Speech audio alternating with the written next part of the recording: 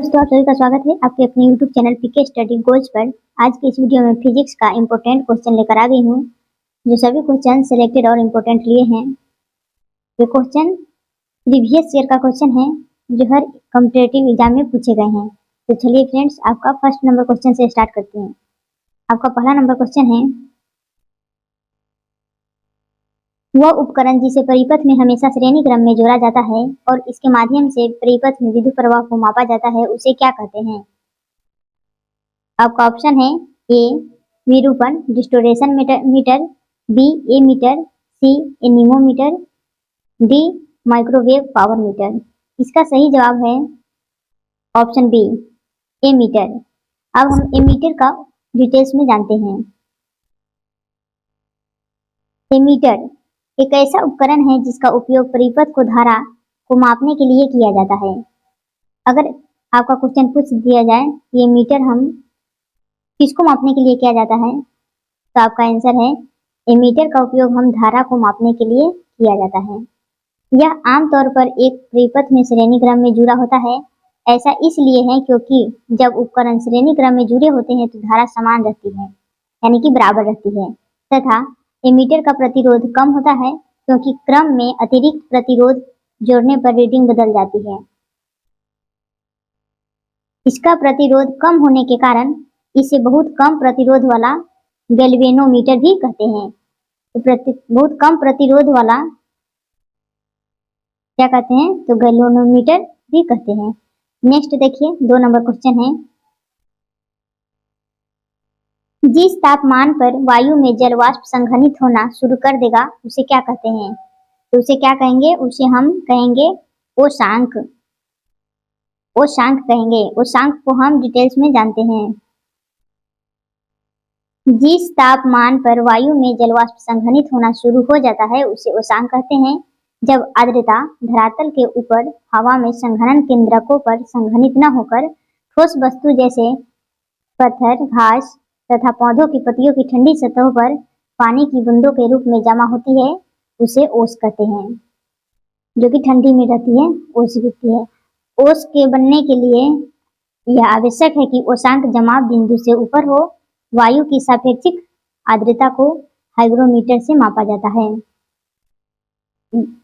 इसका ऐसा भी क्वेश्चन पूछ सकता है, वायु की सापेक्षिक आर्द्रता को क्या चीज से मापा जाता है? तो इसका आंसर हाइग्रोमीटर से। नेक्स्ट 3 नंबर क्वेश्चन देखिए, वर्षा को मापने के लिए किस उपकरण का उपयोग किया जाता है, जिसमें वर्षा के पानी की इकट्ठा करने के लिए शीर्ष पर एक फनल के साथ मापने वाला सिलेंडर होता है? आपका ऑप्शन है ए रेन गेज, बी पायरानोमीटर, सी रेनमीटर, डी एनीमोमीटर। इसका सही जवाब है ऑप्शन ए रेन गेज। अब हम रेन गेज को डिटेल्स में जानते हैं। वर्षा के मापन के लिए रेन गेज का उपयोग किया जाता है। पायरानोमीटर एक प्रकार का एक्टिनोमीटर है। तो क्या है? एक प्रकार का एक्टिनोमीटर है जिसका उपयोग एक तलीय सतह पर सौर विकिरण को मापने के लिए किया जाता है। एनीमोमीटर पृथ्वी तल पर वायु के वेग को मापता है। एनीमोमीटर पृथ्वी तल पर किस वेग को मापता है? इसका क्वेश्चन पूछ दिया जाए तो आपको बताना वायु के वेग को मापता है। नेक्स्ट 4 नंबर क्वेश्चन देखिए, एक प्रकाश वर्ष क्या मापता है?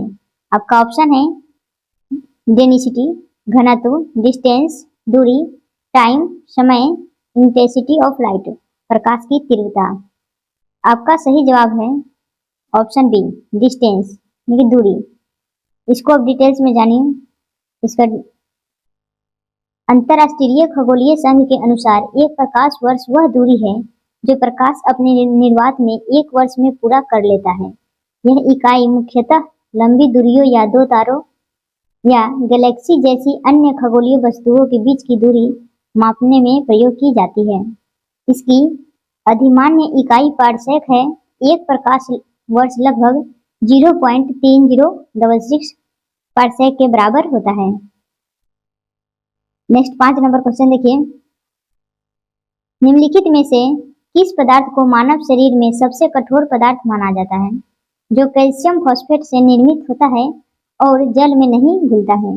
आपका ऑप्शन है ए एडिनोसिन ट्राइफॉस्फेट, बी दंतवल्क, सी न्यूक्लियोटाइड, डी डीऑक्सी राइबोन्यूक्लिक अम्ल।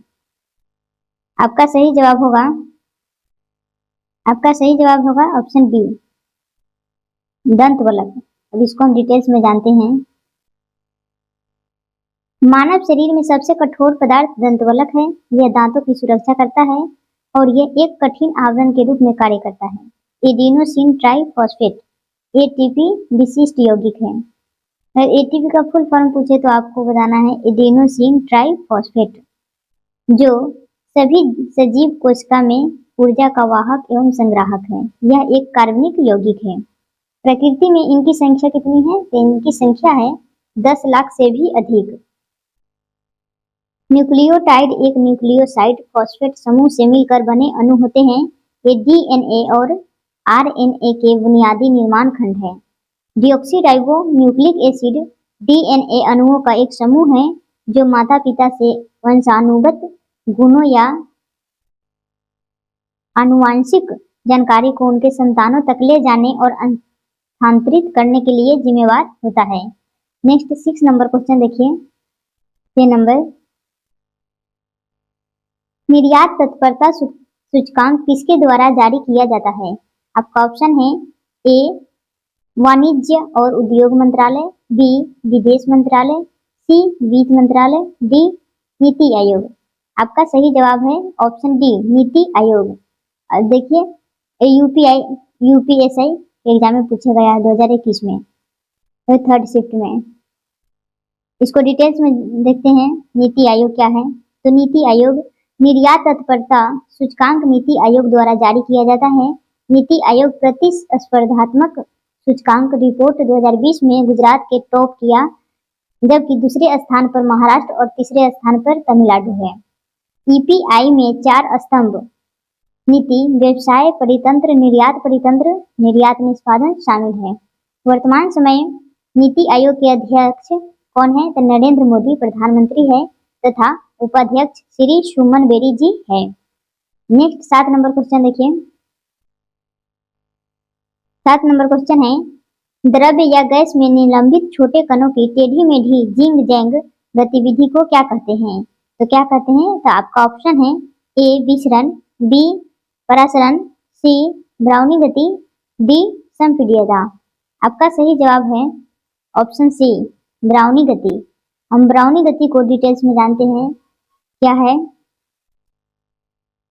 द्रव्य या गैस में निलंबित छोटे कण की टेढ़ी मेढ़ी गतिविधि को ब्राउनी गति कहते हैं। एक कण तरल के तीव्र गामी कणों से टकराकर टेढ़ी मेढ़ी गति करते हैं। वनस्पति शास्त्री रॉबर्ट ब्राउन के नाम पर इसे ब्राउनी गति कहा गया, क्योंकि इस घटना का 1927 में पहली बार इन्होंने ही उल्लेख किया था।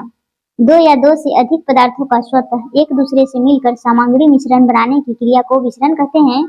2 भिन्न सांद्रता वाले घोलों के बीच होने वाली एक विशेष प्रकार की विसरण क्रिया जो एक है अर्ध पारगम्य झिल्ली के द्वारा होती है, उसे परासरण कहलाती है। 8 नंबर क्वेश्चन है, वह प्रक्रिया जिसके द्वारा वायु में जलवाष्प जल की बूंदों में परिवर्तित होती है क्या कहलाती है? आपका ऑप्शन है ए विसरण, बी संघनन, सी वाष्पीकरण, डी उदरपातन। आपका सही जवाब है ऑप्शन बी संघनन। देखिए संघनन क्या है। जब एक जलवाष्प पुनः पानी में बदल जाती है तो इस प्रक्रिया को संघनन कंडेंसेशन कहा जाता है। हवा में विभिन्न कारणों से जब ताप या ऊष्मा की मात्रा कम हो जाती है तो संघनन प्रक्रिया होती है। नेक्स्ट 9 नंबर क्वेश्चन है, वाष्पीकरण के फलस्वरूप होता है तो क्या होता है? आपका ऑप्शन है ए तापमान और दाब में यांत्रिक वृद्धि, बी शीतलन, सी तापमान में वृद्धि, डी तापन। आपका सही जवाब है ऑप्शन बी शीतलन। नेक्स्ट और इसके देखिए वाष्पीकरण के फलस्वरूप शीतलन होता है, क्योंकि इस प्रक्रिया को ऊष्मा ऊर्जा की आवश्यकता होती है। तरल गैस में परिवर्तित होने पर अणुओं द्वारा ऊर्जा को अवशोषित कर लिया जाता है और इसे मूल सतह पर शीतलन होता है। गर्मी के दिनों में पसीने के वाष्पीकरण से महसूस होने वाली ठंडक शीतलन का ही उदाहरण है। नेक्स्ट लास्ट 10 नंबर क्वेश्चन देखिए। आपका 10 नंबर क्वेश्चन है, वायुमंडल के ऊर्ध्वपातन की प्रक्रिया को क्या कहते हैं? आपका ऑप्शन है ए प्रवाहकत्व, बी संवहन, सी विकिरण, डी अभिवहन। आपका सही जवाब है ऑप्शन बी संवहन। देखिए संवहन क्या है। पृथ्वी के संपर्क में आई वायु गर्म होकर धाराओं के रूप में लंबवत उठती है और वायुमंडल में तापमान का संचरण करती है। वायुमंडल के लंबवत तापमान की यह प्रक्रिया संवहन कहलाती है।